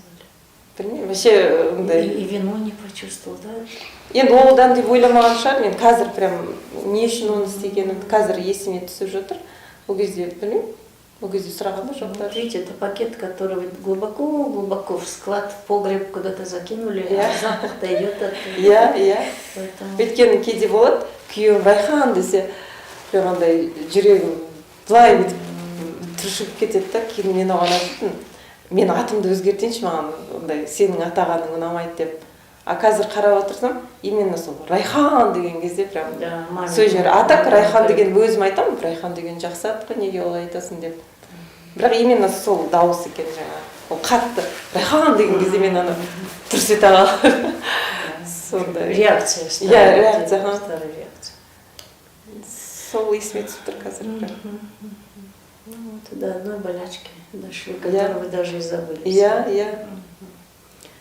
Ну вот теперь уже вам легче выполнять. 3 недобрых слова от папы. Как папа вас ругал? Какие нехорошие слова от папы вы помните до сих пор? Жаңа айтайын, кішкентай кезімде көзім үлкен болғанда, прям дәуші, и мамам папам бадырақ көзім, тостаған көзім, сосын тышқақ еркелетеді. Мені еркелеткен екен де, сол сіздің тренингіңізді сосын жүргізген мен. Сөйтсем, ол кішкентай қыз оған тостаған көз, бадырақ көз деген ол жаман көрінеді естіледі екен да, мен кемсітіп тұр деп ойлағам. И мен қазір зрением нашар да, содан -5. Содан очки тағып жаңа жасырады екен. Соны шығардым да, мен не үшін очки тағам деген кезде сол жауап келді да. И папам сол сөздерді айтады екен, айтатын бадырақ көз, тостаған көз деген. Вот психологическая неграмотность родителей. Хвалить надо, что не сыграйған көз. Надо хвалить, что какая красавица, да, какие большие крупные глаза. Сөйтіп айтқан, сол үш сөз қалды. Это обидно было. Видите, и даже на физическом уровне вы подорвали свое здоровье, потому что и постоянно очки тағам, и даже достарым айтатын да, сен очкеңді шешпеші, сен очкимен әдемісің депші. Сөйтіп айтатын. Вот вам еще одна причина, почему дети болеют. Какие-то наши слова они понимают как приказ, и поэтому меняют что-то в своем теле. Так, дальше идем. Мне опять же такого прям все время приходится ощущение, вот бывает, вспоминаешь маленькую Асель, все время она хочет угодить, я не знаю, я опять же хочу угодить папе, опять же хочу, чтобы, всегда хочу помочь, всегда хочу, чтобы он оценил, не знаю, вот это чувство приходит, когда, блин, вот, еще вот это. Я помню, у папы растрескались губы, я не смогла по дому найти бальзам для губ. Я до сих пор помню, я себя осуждаю, что почему я же могла у другой тети сходить в соседей? Почему это элементарный бальзам для губ? Но я до сих пор помню, что я для папы не смогла вот это вот и он ушел без бальзама с растресканными губами на работу. Я до сих пор виню себя, блин. Это же девчачье, оно должно же быть. Какая-то сверхответственность у вас. Вот это вот, мне до сих пор, я помню этот бальзам для губ, и когда я вижу бальзам для губ, я запасаюсь даже, не знаю, он так... Я прям так хотела, чтобы намазать, дать, чтобы, а я никак не могла найти. Да, очень высокие требования ваши родители выставляли вам. Это очень тяжело, знаете, всю жизнь днем и ночью ходить на цыпочках. Вы все время на цыпочках. Допустим, можно спокойно учиться на 4, это хорошая оценка, да? Но девочка приходила вставать на цыпочки, чтобы 5 получить. И так и вы. Ну что за бальзам? Вы же девочка, вы же еще ребенок. А вы прям на цыпочки, и вот все у вас должно быть на 5 с плюсом, не просто даже 5. Это нагрузка очень большая. Сейчас я понимаю, что до 5 класса я очень хорошо была самой активисткой, и там мама так гордилась, но после 5 класса я резко начала в регресс просто. Начала плохо учиться. И я сейчас понимаю, что я даже маму, я больше люблю давать это эмоции, как будто я виню себя, почему я наслаждаюсь, когда мама на меня орет. Вот на пике. Потому что вы таким образом наказываете ее. Они не признавали.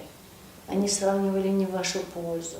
У вас была очень большая степень эмоционального насилия. Они давили на вас. И все, что вы могли, это плохая учеба. Это был ваш протест, это был прям вопль, это крик души. Но они тоже не поняли. Если бы они тогда сходили к психологу, и вас бы повели, и за один урок это все решили. А вам до сих пор приходится, представляете, вы все еще на цыпочках. Да, и меня смущает, что я до сих пор помню этот бальзам. Вот, когда вспоминаю, вот, бывает какой-то, вот, вспоминаешь про папу, я прям прорабатываю, говорю, что я благодарна ему. Но опять же мне внутри кто-то говорит, ну ты виновата, ты, блин, они же дали, ты же наоборот, просто в какой-то момент я просто начала тупо делать то, что наоборот, то, что они хотят. Не хотела просто вот бунтовство. И я до сих пор, наверное, виню себя за это бунтовство.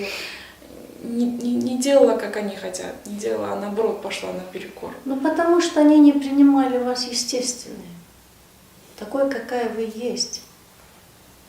Вот когда вы к нам едете по Аба или по Аль-Фараби, вот деревья есть как треугольник, как шар, но это же не естественная форма. Дерево должно быть свободное, шалтай-болтай, крона какая-то, может быть, кривая. А вас они выстригли. То четырехугольник, то треугольник, то шар. И вы думали, что так нужно. Внутренний мой ребенок, я говорю, ты хорошая, но он говорит, нет, ты недостаточно. Вот папа сейчас его нет, а вот видишь, ты не смогла вот увидеть. Вот он не верит, внутренний ребенок, что достаточно сделала для родителей. Вот сколько я осознанно понимаю это, я говорю, да, это ты достаточно хорошо, все хорошо. Родители хоть и не гордятся супер-пупер, но они рады, что ты жива, чтобы все хорошо. Но вот этот вот ребенок говорит, нет, Асель, не надо вот. Потому что это уже идет в идентификацию с агрессором.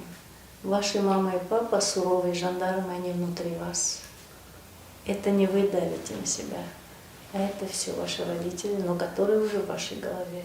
Это та ваша часть, которая согласна с ними. Вы сами себе агрессор.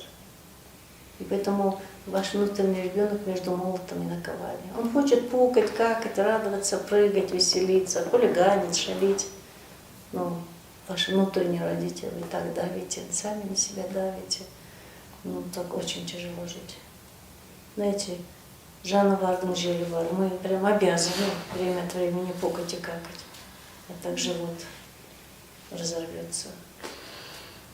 Это же получается, вы не ощущали любовь от своих родителей, и поэтому сами себя тоже никак не можете полюбить. Вот здесь что мы с вами видели, да? Полюбила мужа. Но ведь это же о том, что сама себя женщина полюбила. А вы не можете никак сами себя полюбить. Все еще наказываете. Все еще мама от вас требовала на цыпочках 24/7, да? И вы все время на цыпочках. Ну, знаете, вот так вот на цыпочках, ну, даже балерина 24/7 на цыпочках не живет и не работает. А вы их похлеще балерины. Все время на цыпочках. Это все время напряжение. Поэтому вам и тяжело сейчас за своим малышом смотреть. Вы застряли все еще в отношениях со своими родителями. Да, я из-за этого думаю, может, одного ребенка достаточно, потому что это для меня такой стресс сильный, прям. Как-то бывает то, что у некоторых людей ребенок это такое прям блаженство, да. А я рядом с ним испытываю стресс, потому что все я правильно делаю. И я такой думаю, господи, как родилась. Вам очень тяжело, потому что, видите ли, ваши родители, это прошлое поколение, сзади, и вы все время смотрите туда, вы с ними в отношениях. А ребенок впереди, и тогда, получается, вы попой к ребенку. Почему он и вынужден болеть, чтобы вы развернулись к нему? Как вот избушка, да, повернись ко мне лицом, а к лесу задом. А вы наоборот, вы все там. Это тоже ваша внутренняя личная работа. Все-таки остановить отношения с родителями, а работать со своим ребенком. Вспоминаю, прям не могу себя остановить. Еще что вспомнить? Какие еще обиды? Наверное, все вспоминается. Никак не могу вспомнить слова, которые какое-то одобрение. Все вспоминается, что вот здесь вот ты нехороша, вот здесь это. Очень много критики. Да, очень много критики. Я прям... Наверное, в какой-то момент я перестала эти критики слышать, я просто не знаю. Ну, уже количество зашкалило, потому что вот то же самое упах, то же самое супах уже невозможно уже. Почему и бунтарство-то? И так каждый подросток, он прям должен отойти от родителей, поэтому идет агрессивный переходный период. А тут, когда слишком много. Да, и чувствую какой-то эмоциональный, вот, не эмоциональный, когда я начинаю какие-то большие решения принимать, и это меня ступорит, потому что я опять же хочу посоветоваться с мамой, уже, что бы поступил бы папа, вот, и это мне мешает именно делать взрослые решения в моей жизни. То есть все еще не разрешаете себе иметь свои собственные мнения. Да. Я боюсь, я боюсь, что я ошибусь. Если я не скажу маме, не скажу с ней этот, и если я не покритикую, ты скажешь минусы какие-то, я очень, может, задумаюсь. Вот когда я прям без мамы начинаю что-то прям такое крупное, что-то сама принимать, я начинаю стрессовать. Мне такое, ну вот бывает, что такое дрожь, и бывает, что ты не понимаешь, что привыкли жить под контролем мамы, привыкли жить под юбкой, под крылышком мамы. Ну тогда вы все еще ребенок. А вашему ребенку-то мама нужна, взрослая женщина нужна. Наверное, я как маленький ребенок хочу, чтобы со мной проводили время. Поэтому и заставляете мужа 5 массажей. Так что скоро и мужу легче будет. Хоть взрослая женщина рядом появится. Когда он устал, то она будет понимать, что он устал. Он тоже человек. Окей. Все высказали. А у меня отца не было. Ничего, по рассказам, что-то, по воспоминаниям каким-то. Но у вас есть же какое-то все равно внутреннее ощущение, отношение внутреннее. На сегодня я исчерпал свой эмоциональный всплеск, хватит. Пока отойти от вас, да. Окей. А теперь практически у вас у всех есть дети. Вспоминайте, их несколько детей, но вы вспоминайте первенца. Вот и представьте, лет через 10, 15 или 20 ваш ребенок попадет ко мне на такой же групповой тренинг. Я у вашего первого ребенка буду спрашивать, какие 3 нехороших слова от мамы и от папы в вашей голове? Какие ваши нехорошие слова останутся в памяти? Вот уже одна мама знает. Ну-ка, ваш первый ребенок, какие ваши гадские слова принесет мне на тренинг? Мен білмеймін да, сол басқа бір жаман сөз өзімде ешек деген сөз ше эмоционально бір прям кетеді, бір нәрсе істей алмағаннан дірілдеп кетемін ғой ше. Даже оған қаратып айтпасам да, өзім ашулансам да, ой ешек ой деп ше өзім соны сөзді айтамын, көп айтамын. Хотя контроль жасайыншы, соны айтпайыншы деймін. А вот теперь вы уже знакомы, уже грамотность есть. Как себя чувствует мальчик или девочка, который слышит это слово? Қазір ма, ол менікін қайталайды. Ол ашуланады ғой, когда бір нәрсеге ашуланса, или там інісіне бір нәрсе сөйлесе, ешек деп ұрсады. А сам он как себя чувствует, когда вы его ругаете? Оған бәрібір сияқты болады. Вы так думаете? Ол естімейтін сияқты болады, и соңғы кезде Ну а ғана. теперь представьте, мама вам говорит, ешек, как вы себя чувствуете? Қазір мне смешно. Смешно, это вы защищаетесь. Это очень больно. Потому что и по-русски, и по-казахски осел, да, ослица, это тупой человек, это никчемный человек.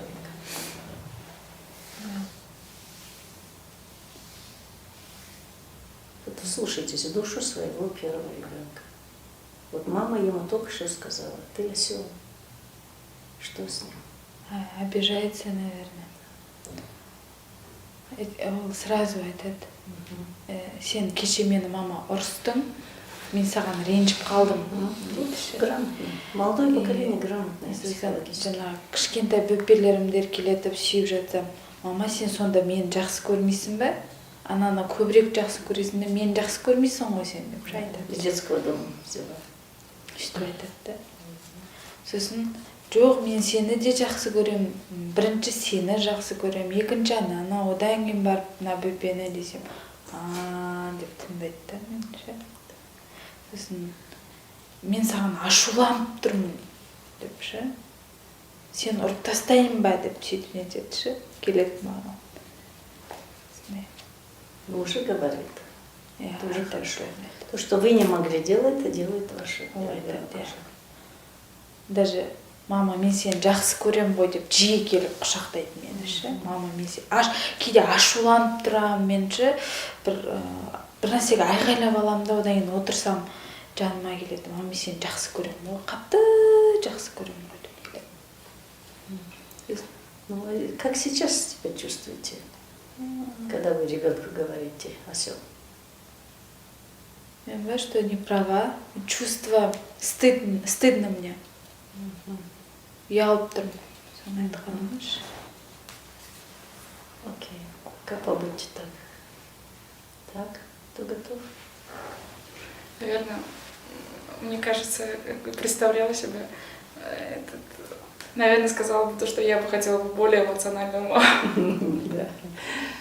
Будет обижаться на холодную маму. Да, потому что я замечаю, что ребенок очень тактильный, он как бы папа любит, когда обниматься, он любит, чтобы его гладили.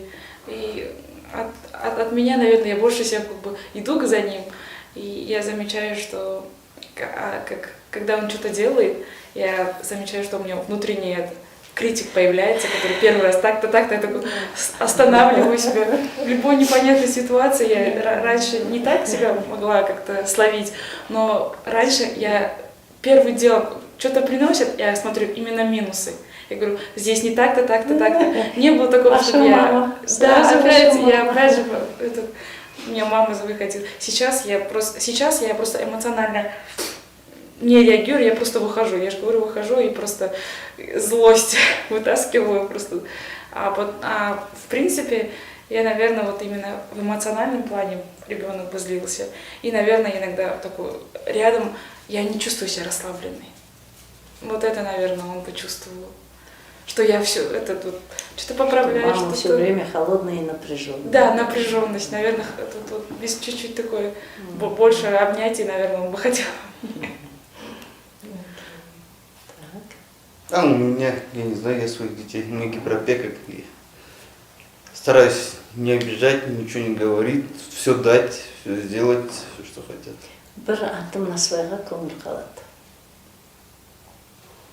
Муха залетела, муха вылетела, видите, вам лицо опухло. Так что ну-ка первенца вспоминайте. Я действительно Нет, не помните. вообще никогда. Я прям вот так все время попу целую. Он сейчас ему 13 лет, до сих пор чуть ли попу не целую ему. Так что. Какой Окей, окей. Так, как здесь? Мен үлкенім қыз болғаннан кейін мен өзім ауыр сөздерді айтуға тырыспаймын вообще. Қатты менің нем ашуланғаным бір топас. Бірақ қызыма есімде жоқ ұрысқаным. Өйткені қызым сәл момында, андай ұрысқа не қылмайды, есімде жоқ вообще ондай. Бірақ көбінесе қызым маған, мама маған внимание жетпейді деп еркелей береді да. Постоянно бетінен сүйе беру керек. Былай өтсе десе, а то таңертең жұмысқа кетіп бара жатқанда сүйесің, келгенде сүйесің, ұйықтар кезде сүйесің. Соны өзі внимание жетпейді деп айтады, а бірақ ұрысқаным есімде жоқ, прям қатты. Пока она не насытится вашей любовью, она не сможет замуж выйти. Выйдет, может быть, но счастья не будет. Өйткені постоянно мен оны сүйе беремін, бірақ онда да требовать ете Значит, беремін. что-то еще надо. Понимаете, вы можете давать 100 пирожков. И думаете, я ждала 100 пирожков, ребенок такой должен быть уже сытый. А может быть, это все не те пирожки, да, с картошкой, там, с луком, с чем-то. А ей, может быть, нужен пирожок с клюквой. Вот один всего дадите пирожок, но она будет чувствовать вашу любовь. Постоянно Поэтому внимание нужно, да. жетпейді, маған внимание жетпейді деп айта береді. Может быть, поговорить о чем-то и хочется. Вот один из советов, который я даю родителям, когда у вас несколько детей, и когда тем более уже подростки, ну и дальше начальная школа, вы можете с ними по очереди. Заранее план составить. Вот в эту субботу мы вот с первой девочкой пойдем только вдвоем. Кафе, бассейн, парк, кино, это уже на ваш выбор. Следующую субботу со вторым пойдем. Третью субботу только с одним. И тогда вот полдня она только с вами. Полностью, без этих конкурентов. Что-то такое. Хоть сколько. Ну тут, конечно, единственное, тут пока нету конкуренции. Но когда уже двое, трое, всегда так. Можно узнать. Да.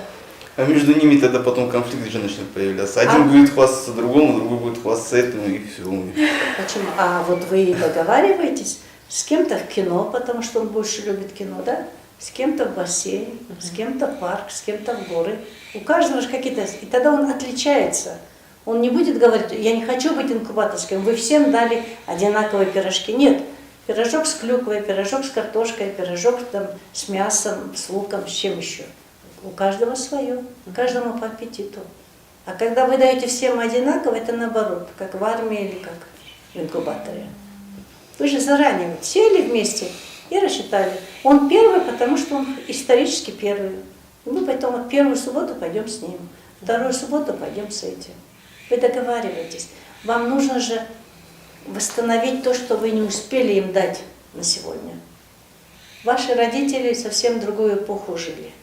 И они сейчас, может, и хотят, но уже не могут. Очень тяжело, если мама 60 лет никогда не говорила дочке «я тебя люблю», в 60 лет ломать себя намного тяжелее. Ну а в 30 намного легче себя ломать. Поэтому вы можете в 30, вы еще гибкие. Вы можете что-то поменять. А ваши мамы и папы, они как вот шли по прямой. Если хотя бы они перестали говорить плохие слова, уже прогресс.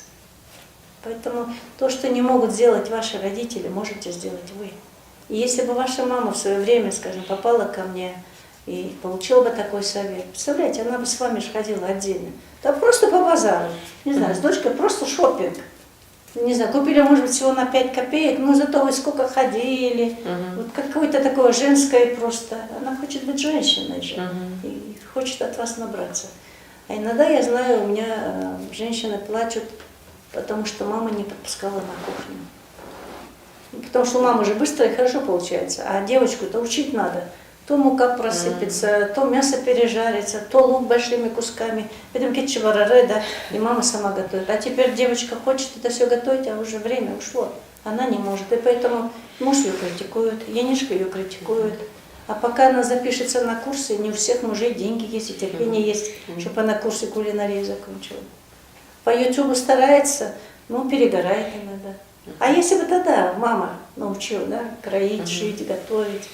Поэтому сейчас вы можете, все, что вы ждете от своих родителей, вы можете сейчас дать. И закончим более добрым, позитивным. Какие добрые слова от мамы и от папы остались в вашей душе?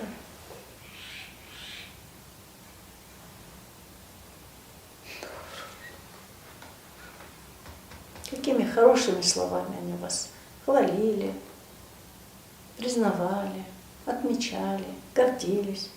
Есть какие-то такие горделивые фразы, что вы как услышите такое слово от мамы или от папы, то вы сразу готовы и полететь, и взлететь, и принести, и сделать все, что есть. Мен анамнан ешқандай жақсы сөздер есіме түспей тұр. Бірақ мен папам постоянно менің қызым андай красавица, менің қызым не кисе де соны жарасады. Өйткені мен папамның алдында бір есімде бір өзімнің жақсы көретін бір шапка, қаяқтан келгенін білмеймін, бір шапка болады, былай қисайтып киіп алатын. Соны киіп папамның алдында былай жүргенде папам менің қызыма не кисе де жарасады. Сол сөзі мен әлі папам білмеймін, басқа сөз есімде жоқ, тек сол сөзі ғана прям неғып тұрады да. И папам мен жақсы кісі. Ақ көңіл, өте жүрегі кең, сол үшін папамды ғана елестейді, мамамнан ештеңе елестейді. Ну вот сейчас, когда вы вспоминаете эти слова папы, Мен до сих пор менде жүрегімде тұрады, иә, өйткені ұнайды, прям сол сөз есіме түсе береді, сол кезде өзімді бір күшті сезініп кетемін. До сих пор мына жерде тұрады. Хоть базарда жүрсем де, хоть қайда жүрсем, сол сөз тұрады, жетеді маған, өміріме жететін сияқты. то есть это уверенность в своей женской красоте. И чтобы девочка стала уверенной, красивой, женственной женщиной, именно папа должен говорить вот такие слова. Даже если она черная, страшненькая девочка, но если папа скажет: ты моя красавица, ты моя принцесса, платье тебе идет, бантик какой красивый, ой, какая беретка, тамаша и все остальное. И девочка, даже если объективно у нее ноги колесом, но она будет себя вести как принцесса, и поэтому у нее всегда будет куча поклонников. А иногда вы видите объективно красивая девочка, да, и стройная, и ноги от ушей. Но так как от папы вот этого не было, она ведет себя как дурнушка. И для мужчин, для мальчиков она неинтересная. Она потому что не уверена в своей женственности. Первый мужчина в нашей истории, когда мы глаза открываем, видим, это папа. Да? Первый любимый мужчина – это папа. И поэтому именно первый любимый мужчина должен девочке сказать: ты какая красивая девочка. И тогда она будет красивой, хорошей, женственной женщиной. Окей, идем дальше. Нет, определенно просто вспоминать слова. Мама всегда говорила: негізі тырыссаң жақсы қылсың ғой, негізі тырыссаң ақылды қылсың ғой. Вот. Видите, она одной рукой вам давала пирожок, как с рассолой, но не заторсang раз и отрезала кусочек пирожка. И нету полного пирожка. Да. Давать так нужно давать. Вот, не знаю, там, допустим, может быть, и не к лицу беретка была, и не того цвета беретка, условно, да? Но так как папа сказал: менің қызым тамаша, беретка тамаша, все. И поэтому все тамаша. То есть папа дал полный пирожок. Но тут другая проблема, что нету второго пирожка от мамы. А у вас, видите, мама давала пирожок и тут же раз и кусочек оставляла. Может быть, что-то еще вспомнить, так как у вас. У меня, я мама много чего говорила, она до сих пор говорит. Ты мой кормилец, мой единственный, мой любимый сынок, всегда говорила. И как бы я до сих пор периодически эти слова слушаю, и они мне помогают вообще. Да. Не отчаивался до всего момента, они мне помогают. Да. Ну а теперь представьте, вот мама вам сейчас говорит: да, ты мой кормилец, ты молодец. Защитник. Как? Да. И как теперь работа, как ваш бизнес? Что в голове происходит? Ой. Хочется горы свернуть. Да, хочется. Не знаю, там тендер выиграть, проект какой-то замутить новый. Идет движение какое-то внутри. Да, идет. Эти слова мамы окрыляют. Мамины слова, да, окрыляют. И, может быть, вам просто нужно иногда по вечерам чай попить с мамой и поговорить наедине, без всяких внуков. Ну, да, так Просто мальчик и мама. каждый день с мамой почти разговариваю. Да. Окей. Менде мамамның бір айтқан мақтаған сөзі жоқ ондай. Бірақ салыстырмалы түрде всегда мақтайтын. Біреумен обязательно салыстыру керек. Ну, хорошо, если в вашу пользу. Я в мою пользу, да. Даже үйде сіңілім бар да менен кейін. Соған айтады, сен жұлдыз кезінде сондайлардың бәріне ұқыпты еді. Әлі ана бижутерия, сырға бір нәрселер сақтаймыз ғой. Сестренкам как попало, жоғалып кетеді, сынып қалады. Әне жұлдыздікі до сих пор бар деп сөйтіп айтады. Ал прям менің қызым күшті, красавица, оны естімеппін. Естіген жоқпын ешқашан. Наверное, айтты, бірақ не запомнил меня. От папы. Папам да вообще ондай жоқ сөз айтпаған. Жаңа ойланып отырмын да, мә, папалар супермен екен ғой деп. Жоқ, менің папам көп сөйлемейді да, сол бір момент менің бүкіл өміріме жеткілік. Достаточно уже, видите, емкая фраза. Менде папам вообще есімде жоқ, бірақ 3-ші сыныпта ма қатты ішетін папам кішкентай кезімізден. Сонда папам жылап отыр да, жылап отыр, и мені алдына отырғызып қойды да, мен иығыма қойып басын одан сайын жылады. Мен жаңа ол кезде әкесі қайтыс болып кеткен, мен әкем қайтыс болып кетті, енді мен жетім қалдым деп. Бұл кезде бір 35 жастарда екен әкем сондай да. Переживал потерю отца. Сөйтіп мені құшақтап жылады, и менде жалко была папамды. И до сих пор я жалею. Сондай папама деген жалость қана қалды. И күйеуімді де мен тұрмысқа шыққан кезде не за того, что мен оны жақсы көрдім 100%. Менде басқа да поклонниктар болды, которые гүл әкеліп маған. Прям айттым ғой, жұмыстан күтіп алып шығатын. А почему-то мен өзім күйеуімді таңдадым. Мен ойладым, ана жігітке тұрмысқа шықтым делік. Мен қазіргі күйеуімді жалко болды. Она қатынсызға сөйтті. Солай болды. Отношения с папой переменились. Мен даже күйеуімді жалею до сих пор. Ой, бедненький, ой, байқұс-ай деп ше. Сондай қалып менде. А жақсы айтқан сөзін есімде жоқ. Но это было доверие, видите, это момент близости. Папа вам доверил свою душевную боль. Что он осиротел, что он отца потерял, и вам он доверился. И вы это почувствовали в тот момент, вы как будто более взрослый человек, а это маленький мальчик, который остался без папы. И вот это ощущение, что вы были взрослые, были добрые, были сильные. Поэтому и с мужем, наверное, это же постоянно повторяете. Мен қазір бір историяны бірінен айтайыншы, сол прям келіп тұр да.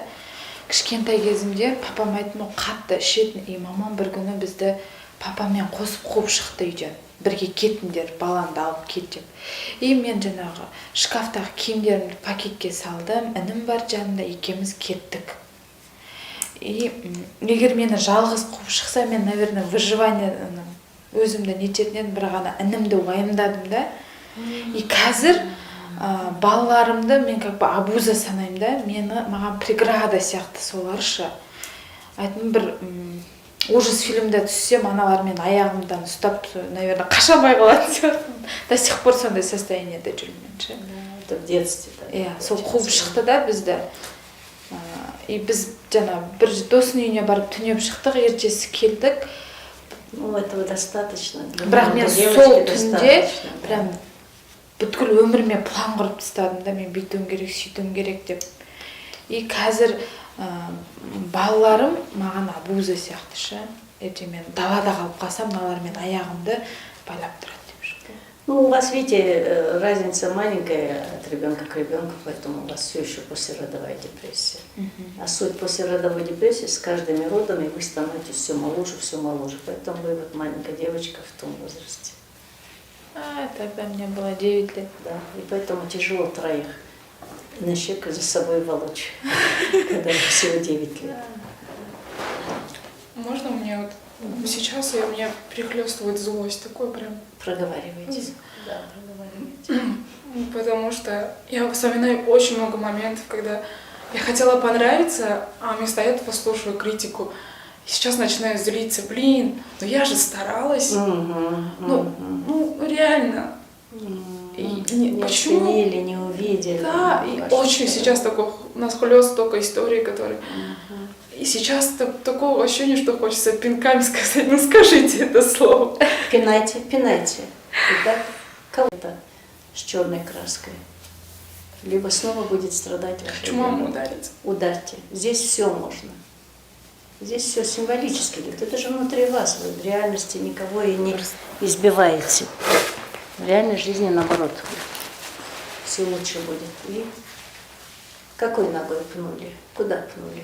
Не Я жалейте. ее ударила. Не жалейте. Да. Еще раз. Пощечину дала. Еще раз. Вот пинайте до тех пор, пока вам легче не станет. Всю злость отпинайте. Вам все можно сейчас. Это ваш внутренний триллер. Внутренний ужастик. Еще пинайте. Только проговаривайте, чтобы мы слышали, мы понимали, что происходит. У меня образ то, что маме больно. И Ну, вам было очень больно, когда вы так старались на цыпочках, а они не замечали и не оценивали. Еще раз. Дайте им почувствовать, хочу как сказать, вам что было больно. Да. где мои эмоции, где вот... Да. Все застыло. Все застыло.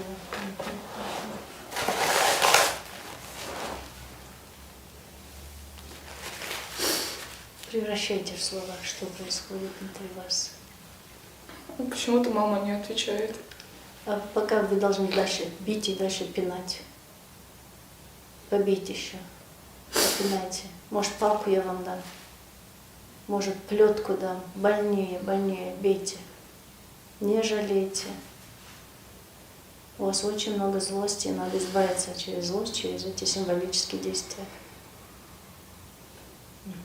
Такая визуализация. Прям со всей силы. У вас волшебная сила. Мама смотрит на меня с ужасом. Да, она должна понять. Вот теперь она наконец понимает, какой ужас маленькая ее дочка испытывала. Еще раз, еще пинаем, бьем, не жалейте. Камча, плетка, нож, палка, все, что вам хочется. Передайте ей все ощущение своего ужаса, когда они вас не понимали, когда она от вас требовала невозможное. Когда вы так старались, а для них это все равно. Ничего как будто. Что теперь вы делаете? Я остановилась, потому что мама сказала, я же все делала для твоего счастья. Но она поняла, вы чувствуете, она теперь поняла, что она с вами наделала. Она лишила вас чувств. Вы бесчувственная женщина получились. Может быть, пощечину. Чтобы она осознала, бейте так и говорите то, чтобы она осознала, что она натворила. Вы полностью зависите от нее до сих пор. У вас все еще нету собственного мнения. Хотя и умница, и красавица, и несколько дипломов. А где личность, где собственное мнение? Пусть правильное, пусть неправильное, но это ваше мнение. А значит, есть личность, есть отдельный человек, а не приложение к матери. Она от меня отвернулась. Ничего страшного, пинайте. Только через тело. Видите, ваша семейная система принята через действие. Вот через действие вы до нее доведете. Вы можете ее резко повернуть к себе лицом. Наотмашь, пощечину, чтобы она Она не хочет ответила. на меня смотреть. Пусть не смотрит. Тогда пните так, чтобы она упала. Пусть упадет. Может, на коленях и будет просить у вас прощения. Она чувствует ту боль, которую вы чувствовали когда-то. Не, я хочу его поднять. Окей, делайте, что хочется. Теперь Я хочу ее обнять. давайте, обнимайте. Обнимайте. Она вас обняла в ответ. Вам тепло. Это те объятия, которые вам нужны. Так, тогда сделайте так, чтобы она вас обняла так, как вы хотите. Как вы хотите. Справа, слева. у живота, угол. Чтобы она сильнее. Да, давайте. Окей. Вы волшебница, вы все делаете. Вы режиссер этого фильма. Мягче и крепче она вас обнимает, полностью обнимает, да? Ласково. Ласково обнимает она вас. Нет, просто крепко обнимает. Угу. Но она учится. Ваша мама тоже учится вас обнимать. Ну а теперь, как вы довольны, это то, что вам нужно было. Что теперь вам? Можно сидя обниматься, можно стоя обниматься, а можно полежать с мамой в обнимку. Как вам хочется? Нет, я хочу, чтобы она сказала эти слова. Окей. Повторите фразу, и мама за вами будет повторять. Научите ее любить вас и признаваться в любви к вам. Я хочу, чтобы она сказала, что я горжусь. Ну, а теперь смотрите на нее, она говорит вам. Сделайте так, чтобы она это искренне говорила, и вы чувствуете, что она действительно искренне вами гордится. Потому что у вас много достижений, у вас много успехов. Да? Вы чувствуете, она реально гордится вами. Вот. Вот. Вздохнули, выдохнули. Облегчение. Еще раз. И поменяйте, чуть-чуть по-другому сядьте, чтобы выйти из той сцены. И завершающий вопрос. А ваши первенцы, какие ваши 3 добрых слова мне принесут? Что у них в душе от вас? Как вы их хвалите? Как вы им показываете, что вы любите их? Какие ваши добрые слова они принесут мне через 10, 15, 20 лет? Мен сені жақсы көрем, сен мен бірінші баламсың. Көп айтам, батырсың сен. И сен қолыңа бәрі келеді. Мә, сен қандай күштісің деп отырамын ғой сондай. Сондай сөздер келетін шығар. И вы почувствовали, что он чувствует? Как Вы же еще сказали, то, что вот мы боги для них. Наши слова это. Я хочу, чтобы мои слова, которые в том умные, красивые, были с ним все. был такой психический крепкий, психический фундамент у него был. Да. И? Я всегда говорю, что у меня сын талантливый, умный очень, то, что его ждет большое светлое будущее. Ну, я стараюсь то, что ограничивали меня, отдать ему полностью, и говорю, что он будет самым лучшим, и все будет. Но я в тот же момент понимаю, что рядом сидит младший и слышит это, и у него комплекс начинает продолжаться. Так можно же каждому свою дать. Так я говорю, младшему тоже будет, тоже он говорит, нет, брат в 1000 раз умнее, я плохой. Нет, значит, нужно найти другое. Кто-то умный, кто-то добрый, кто-то талантливый. Ну, прилагательных у нас очень много. Вы найдите что-то искреннее, что именно к нему, понимаете? Нужно, чтобы все... 5 пальцев же разные, и у них разные названия, поэтому разные названия. Вот в том-то дело, вот старшего много на чем его найти. Он там хочет быть этим космонавтом, хочет быть пожарником. Младший кем хочет, никем не хочет быть. Вот ты придумаешь, о чем ты мечтаешь, ни о чем не мечтаешь. А вы поводите его. Вы поводите его 10-15 кружков и сердце покажите ему. Например, вы орган ему показывали, он же даже не знает, что, оказывается, можно быть органистом. Я его, ну, в основном это, видимо, мое самое мужское, я его в основном всякие эти Нет. рукопашные бои, там, Нет, нет, а есть много он на чего танцы другого. хочет. Да, вот все, и всего лишь. Вчера только я проводила такой тренинг, и у одной мамы очень жесткие конфликты с девочкой, которой 13 лет. Очень жесткие конфликты, и мама уже не справляется, поэтому попросила помощь. Говорит, ну сделайте, что хочет. То есть, я и так ей 100 пирожков даю, меня уже цитируют. И туда, и туда, и туда, и вожу, я заплатила. Говорю, а девочка что хочет? Какой пирожок девочка? Девочка хочет на бокс. Я говорю, все другие пирожки убирайте. Какой бокс? Она вот такая. Я говорю, ну она хочет. Может быть, через 2-3 недели сама бросит, но главное, отведите ее на бокс. Я надеюсь, что завтра понедельник девочка пойдет на бокс. Так что отведите его туда, все. Да. И он будет у вас самый грациозный, самый танцующий, самый гибкий, самый пластичный. То, чего вы не говорите первенцу. Все, и он свое получил. У Да, каждого мы свои пирожки. зациклились тоже на первенце. Вот первенец был, на музыку ходил, на карате ходил, на муай-тай, ну, куда хочет, везде водим. Ну и младшего прицепом отправляют. Не надо прицепа, надо его в другое. Они всегда же борются за место под солнцем возле вас. И поэтому он должен отличиться в чем-то другом. Да. Да, вот вам домашнее задание тогда. Отвести его туда, куда он хочет.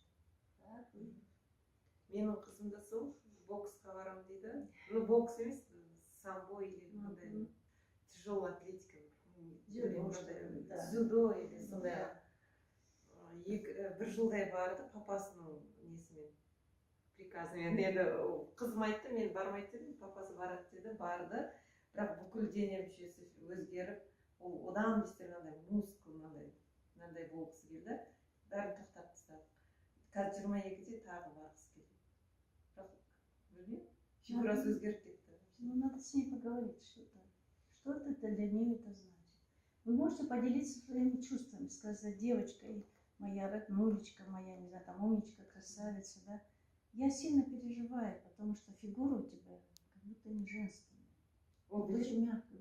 Да. Но именно что вы из-за этого переживаете, что вам плохо, что вам обидно, что вы хотели бы радоваться, видя ее женственную фигуру.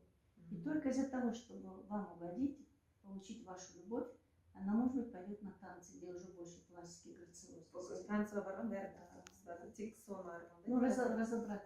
Ал ана телевизордан мынандай қыздарды көрсем мынандай деп аузы ашылып қалады.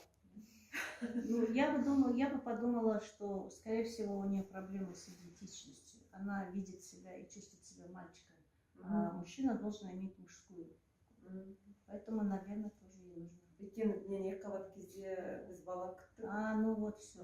Вы бессознательно ей передали. Өйткені менде УЗИ жоқ болатын еді ол уақытта. Сол кезде ана врачтардың бәрі айтатын, ой, там жігіт лежит, там мальчик такой, мальчик деп солай біз бала болады деп күттік. Сондай мынандай қыз шықты. Вот все, это вот все, что, понимаете, все, что вы хотели, вот так же, как вы хотели сделать то, что против вас, но маме угодить, да, ну, например, это противоестественно, подростку умирать. Ну, вы думали, мама так хочет.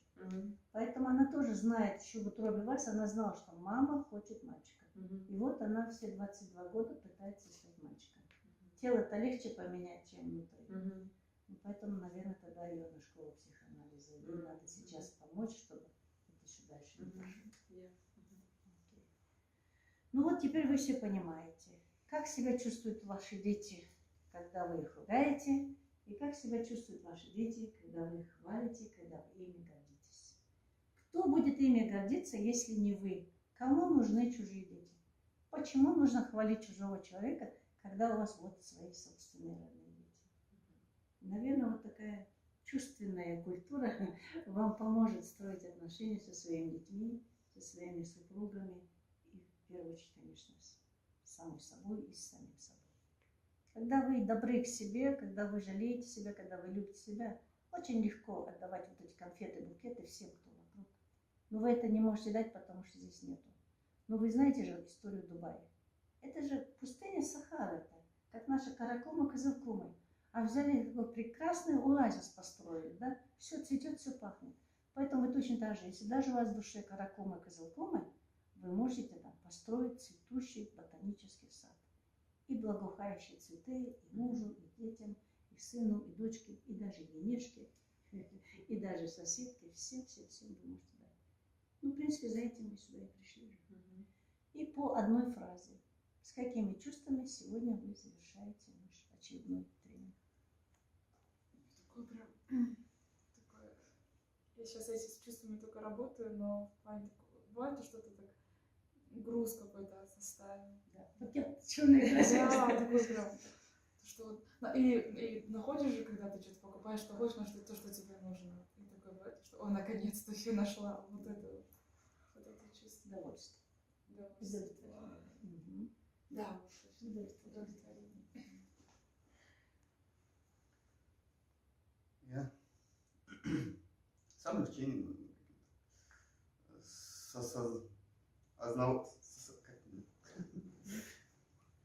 осознал, да, вот, какую-то часть своей жизни, что где-то что-то такое. Осознавание. В Великобритании прямо Министерство образования ввело уроки осознанности. Ну, то, что мы говорим у нас в нашей системе, уроки самопознания. Они это назвали mindfulness, прямо уроки осознанности. И вот все, что мы с вами делаем, они делают на своих уроках. Окей? Мне было грустно, Мгм. и озарение пришло. Мгм. прям же. Инсайт. И поэтому сожаление деймін өткен өмірімді сондай. Вы не можете поменять прошлое, но вы можете поменять отношение к прошлому. Мгм. менде бір андай артыма қарамайтын бір есік былай жабылып жатқан сияқты, тек қана алға. Қазір енді тек қана қызымды ойлап отырмын. Сол қызбен жұмыс істеу керек. Өзімде бәрі артта өткен жаман нәрсенің бәрі бүйтіп есік былай жабылып жатқан сияқты да. Тек қана алға, тек қызыңа қарап, тек балдарыңа, тек сол ғана келіп тұр қазір. Тек қана бір күшті нәрсе келіп тұр, алдымда тек қана. Светлое будущее. Иә, солай прям күшті болып отыр. То есть когда-то вы были внутри темного туннеля, а теперь вы уже вышли. Иә, Не солай. просто свет в конце туннеля, вы вообще вышли из туннеля и много дверей, много Мен бірінші возможностей. кезде айтып едім ғой, келген кезде бір құдықтың ішінен шыға алмаймын, или погреб, или подвалға терезесі жоқ, ештеңе жоқ, содан шығып. Сонымен сіздің қасыңызға келген кезде мен былай шықтым да, бірақ қимылдауға әлі ерте, өйткені қайтадан түсіп кетуі мүмкін сияқты. Ал қазір мынандай үлкен қала, ештеңесі жоқ. Қалай өмір сүргің келеді, өзің жаса, бәрі сенің қолыңда, бәрі сондай бір келіп тұр. Ондай ешқандай погреб ештеңе жоқ. Кең далаға келген сияқты, мынандай бір қалаға бір сондай өзің не істегің келеді, соны істе дегендей. Сондай бір не болып тұр. Тек қана алға, тек қана алға. Сондай ощущение. Окей. Всем спасибо за работу. На этом мы останавливаемся.